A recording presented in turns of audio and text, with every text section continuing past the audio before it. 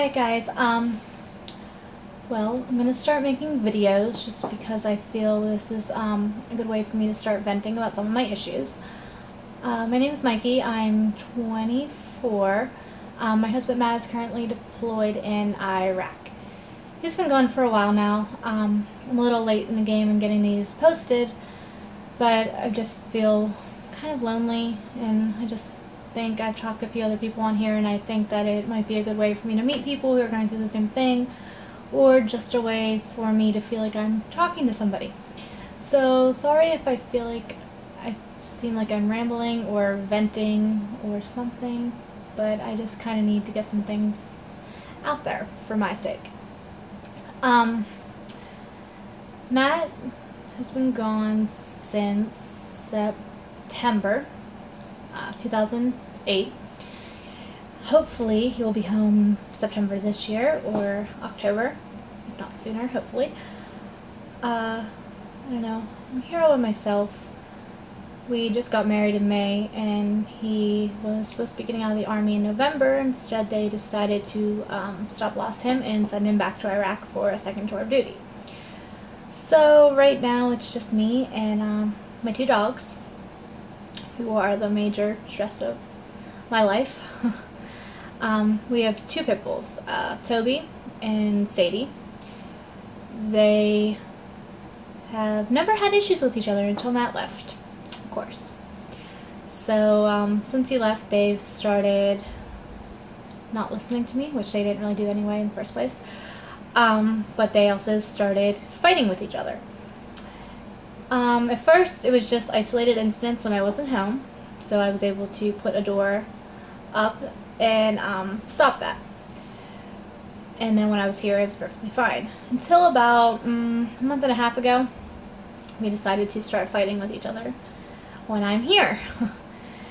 I'm not very big. They're two pit bulls. I can't get them to stop when they start fighting. It is probably the scariest thing I've ever witnessed. Not gonna lie, it's not pleasant to watch. It sounds like they're killing each other, which they are trying to do. At first it was just little scrapes and bruises, cuts, some bleeding here and there. My main problem is I have to wait for somebody to come and help me, since I can't get them to stop myself. So sometimes that takes anywhere from 15 to half an hour.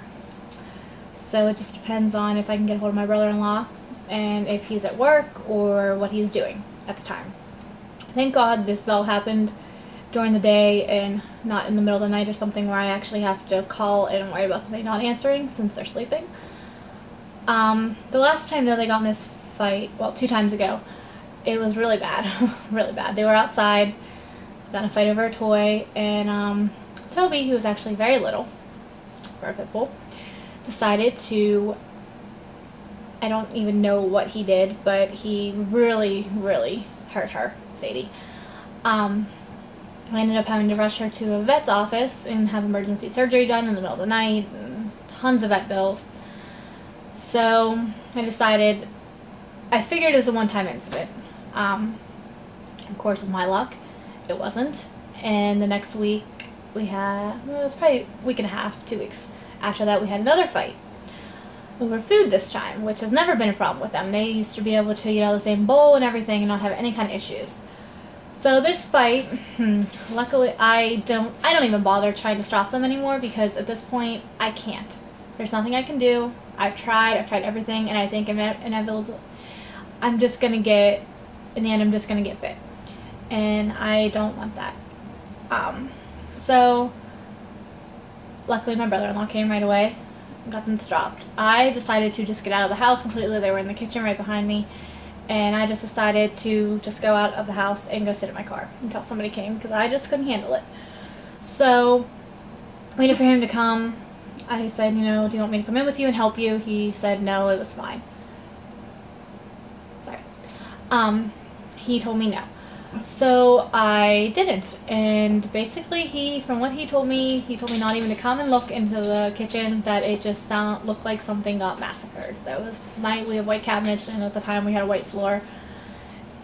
Well, we had just got a new floor. It actually wasn't white, it's tan now. But basically there was blood everywhere. blood on the ceiling, blood on all the cabinets, blood everywhere. So yeah, that wasn't pretty. Thank God my mother-in-law is awesome, and she is going to school to be a nurse and works in the emergency room of the hospital right now anyway, and she came and cleaned it up for me because there is no way I would have been able to do that. Considering there was so much blood, we actually had no injuries, basically. Tobe had a little cut under his chin that swelled up a while, but I had antibiotics still from Sadie from the previous fight, so I gave those to him. So yeah, so luckily it wasn't so bad. It just looked a lot worse than it was. Yeah, speaking of dogs, here's Toby coming to visit us. Say hi, Tobe. This is Toby. He's a very pretty boy, but unfortunately, he is also crazy. So, since all of this has happened, I have decided that my best bet, since I don't know when or they're going to do this anymore, is just to keep my two dogs completely separated from each other. Which, in normal circumstances, would be easy. Except Toby is crazy. Very. If he is not with me, basically, even if I'm home, if we are in any other room in the house from each other and he is locked in there, like we have a door between the two rooms up here, if I shut that door and he is on the other side and he cannot get to me, he freaks out. That's the only way to put it. He starts drooling and hyperventilating, and he is disgusting. He also has started to destroy stuff. He actually destroyed the whole carpet in the den that we recently just replaced with hardwood. Yeah, he completely shreds it. He's disgusting. I've taken him to the vet. I've tried anxiety medicine for him. I mean, I told the vet, obviously it's separation anxiety, and he told me there's nothing he can do for him, that he is basically just crazy. Which isn't exactly what you want to hear. So we've tried 2 different kinds of medications now. He's currently on Xanax, which, people take for anxiety, which does nothing. So me, myself, I'm supposed to give him 1 pill every 12 hours. Therefore, I've started giving him 2 pills every 12 hours, which still does not seem to be helping. Kind of at my wit's end here. I don't know what to do. I took Toby.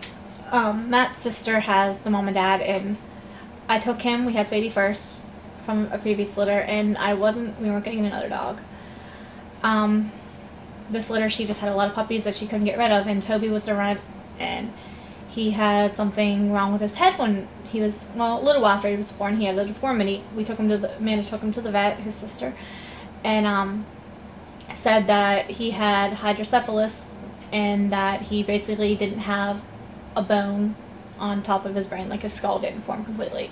So he wasn't going to live more than probably a few days, weeks at the most, that he couldn't be with any other dogs as far as with his mom anymore or with any of the other puppies, because if he hit his head at all, he was going to die, basically. So I took him.